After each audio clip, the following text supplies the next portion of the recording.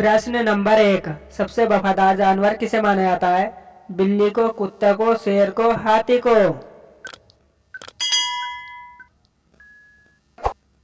Right answer कुत्ते को।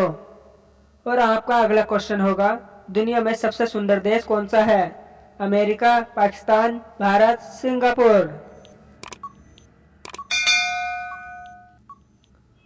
आपका राइट आंसर सिंगापुर। और आपका हमारा वीडियो अच्छा लगा तो लाइक करें, कमेंट करें, सब्सक्राइब करें एंड बेल आइकन